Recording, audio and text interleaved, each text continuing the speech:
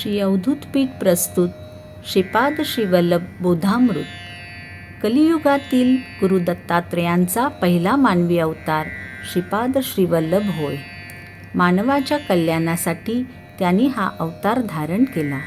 श्रीपाद श्रीवल्लभ चरित्रामृत या ग्रंथात त्यांच्या चरित्राचे लीलांचे वर्णन केले आहे. या ग्रंथात श्री गुरूंनी जो संदेश दिला आहे तो बोध सर्व भक्तांपर्यंत प्रसारित व्हावा म्हणून श्रीपाद श्रीवल्लभ बोधामृत या नावाने एकूण 7 अध्यायात त्याचे संकलन केले आहे. या बोधामृताच्या केवळ श्रवणाने पठनाने जीवनाचा व जगण्याचा अर्थ ध्यानात येईल. जीवनातील ताणतणाव, नैराश्य, वैफल्य, उदासीनता व नकारात्मकता नष्ट होईल.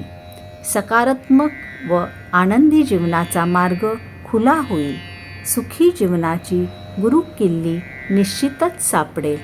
श्रीपादराजं शरणं प्रपद्ये.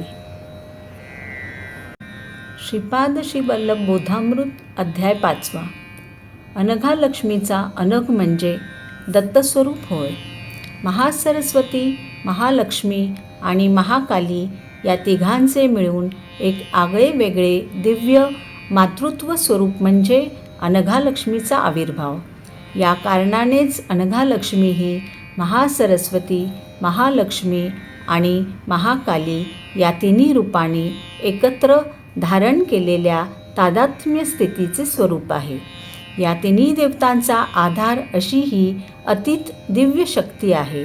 माझे अनघ स्वरूप म्हणजे ब्रह्मा, विष्णू आणि रुद्र या तिघांनी एकत्र येऊन तादात्म्य स्थिती धारण करून या तिन्हींचा आधार असणारी त्रिशक्तिरूपिणी अनघा हिला माझ्या वामभागात धारण केलेले असे माझे शक्तिस्वरूप आहे. त्रेतायुगातील सावित्र काटकचयन या यज्ञाचे फलस्वरूपच माझ्या भव्य दिव्य अशा अर्धनारीनटेश्वर स्वरूपाच्या आधारानेच पिठिकापुरम येथे माझा श्रीपाद श्रीवल्लभ हा अवतार झाला. कलियुगातील मानव हा हिरण्यकश्यपूसारखाच असेल. त्याच्या समस्या, भाव आणि आचारविचार या सर्वच गोष्टी अत्यंत कठीण स्वरूपाच्या असतील. त्यांना प्रकृती विज्ञानातील अनेक संशोधनाला यश मिळून हिरण्यकश्यपूसारखे वरदानसुद्धा सृष्टीमातेकडून मिळेल.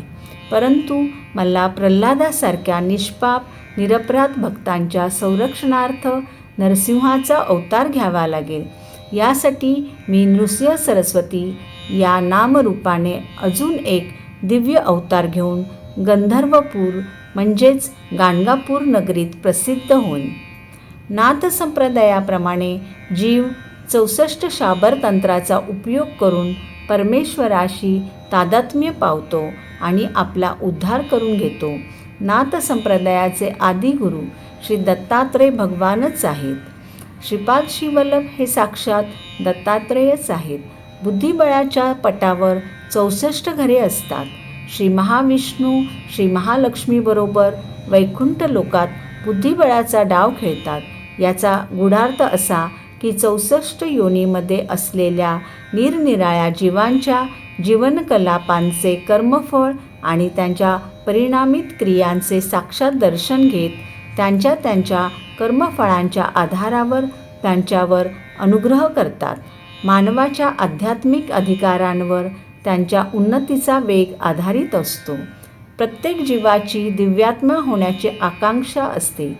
या मार्गाने वाटचाल करण्यासाठी योग पद्धती, मंत्रजप, यज्ञयागादी कर्म, धर्मकार्य संपन्न करणे इत्यादी पद्धतींचा अवलंब करून शरीरातील आत्मज्योती प्रकाशमय करावी. या प्रकाशावर नाडीशुद्धी अवलंबून असते. नाडीशुद्धीच्या स्तरास अनुसरून मानवास निरनिराळ्या शारीरिक, मानसिक, आध्यात्मिक शक्तीची प्राप्ती होते. त्या शक्तीचा विकास झाला म्हणजे साधकाने केलेल्या धार्मिक कर्मांना अनुसरून त्यांना दैवानुग्रह प्राप्त होतो. दशमहाविद्या स्वरूपिणी अनघादेवी आणि तिचा प्रभू अनघ म्हणजे साक्षात दत्तप्रभू यांची अर्चना केली असता अष्टसिद्धीची प्राप्ती होते. प्रत्येक महिन्यातील कृष्ण अष्टमीस अनघाष्टमी मानून अनघादेवी मातेची पूजा अर्चा करावी. या आराधनेने सर्व मनोकामना पूर्ण होतील. श्रीपाद श्रीवल्लभ चरित्रामृताचे पारायण करून शुक्ल अथवा कृष्ण अष्टमीस अनघाष्टमीचे व्रत करून 11 गृहस्थांना जेवण द्यावे अथवा त्यांना पुरेल एवढी शिधासामुग्रीचे दान करावे. पारायणाने व अन्नदानाने इच्छित फलप्राप्ती निश्चित होते. श्रीचरित्रामृत हा केवळ एक ग्रंथ आहे असे मानू नये. हा एक सजीव अशा महाचैतन्याचा प्रवाह आहे. याचे पारायण करीत असताना यातील प्रत्येक अक्षरातील शक्ती श्रीपादांच्या चैतन्यात प्रवाहित होते व नकळत त्यांच्याशी भावबंध घडतो. त्यांच्या कृपेने सर्व धर्मबद्ध इच्छा पूर्ण होतात. या ग्रंथाला देवघरात नुसते ठेवले असता त्यातून शुभप्रद स्पंदने येतात. ही स्पंदने दुष्ट शक्तींना, दुर्दैव आणणाऱ्या शक्तींना पिटाळून टाकतात. हा अक्षर सत्य ग्रंथ आहे. याचे हा ग्रंथ स्वतः प्रमाण आहे. आपले स्वतःचे जीवन शुद्ध करण्यासाठी अत्यंत भक्तिभावाने या ग्रंथाचे पठण करावे. ऋषभ चक्रवर्तीला 100 पुत्र होते. त्यातील नारायण अंशाने जन्मलेल्या 9 जणांना नवनारायण म्हणतात. हे सगळेच अवधूत स्थितीमध्ये राहणारे सिद्धपुरुष होय. कलियुगाच्या प्रारंभी श्रीकृष्णाच्या आज्ञेनुसार या नवनारायणांनी आपले स्थूल शरीर मंद पर्वतावर समाधी अवस्थेत सांभाळून ठेवले आणि अंश अवताराने नवनाथ नामरूपाने पृथ्वीवर जन्म घेतला. धर्मसंस्थापनेचे महान कार्य करण्यासाठीच हा नवनाथांचा अवतार झाला. कविनारायण हा मच्छिंद्रनाथ, हरिनारायण हा गोरक्षनाथ, अंतरिक्ष हा जालंधरनाथ, प्रबुद्ध हा कानिफनाथ, पिपलायन हा चरपटीनाथ, अर्विहोत्र हा नागनाथ, द्रुमिल हा भर्तरीनाथ, चमस हा रेवणनाथ, करभांजन हा गहिनीनाथ या नावाने 9 नारायणांनी पृथ्वीवर अवतार धारण केला. नवनाथांच्या स्मरणमात्रानेच शुभफल सिद्ध होते. श्री दत्तप्रभूंची कृपा नवनाथांचे स्मरण करण्यावर अपार असते. धर्मरक्षणार्थ माझा जन्म होतो असे मी वचन दिलेले आहे. त्याला अनुसरून धर्मसंस्थापनार्थ श्रीपाद श्रीवल्लभांचा अवतार झाला आहे. हा अवतार दया, शांती, प्रेम, करुणा अशा अनंत शक्तीचे मिश्रण आहे. झालेल्या, होत असलेल्या आणि पुढे होणाऱ्या घटना म्हणजे भूत, वर्तमान आणि भविष्य हे सारेच प्रभूंची लीला आहे. आपले ब्रह्मलिखित जे आहे तेच होणार, ते तर चुकणारच नाही. या प्रपंचाचे, या सृष्टीचे गुरुत्व श्री दत्तप्रभूंना, श्रीपाद श्रीवल्लभांनाच आहे. त्यांच्याशिवाय दुसरे गुरु कोणीही नाही. श्रीपादांना भक्तांना संकटात टाकणे आणि त्यातून सोडविणे म्हणजे एका चमत्कारासारखेच वाटते. सदा सर्वदा श्रीपादांचे नामस्मरण करणे हेच इह परलोक साधन आहे. नेहमी सिद्ध मंगल स्तोत्राचे पठण करीत राहावे. तुम्हाला महापुरुषांचा अनुग्रह नक्की प्राप्त होईल. सिद्ध, महासिद्ध, महायोगी हे श्रीपादांचे करचरणवयासारखेच होय. त्यांच्याकडूनच श्रीपाद प्रभू आपल्या संकल्पांची पूर्ती करतात.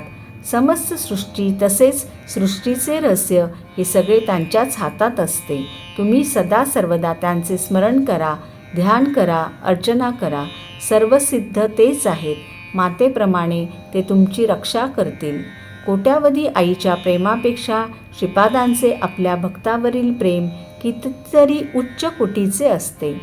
श्रीपादराजं शरणं प्रपद्ये.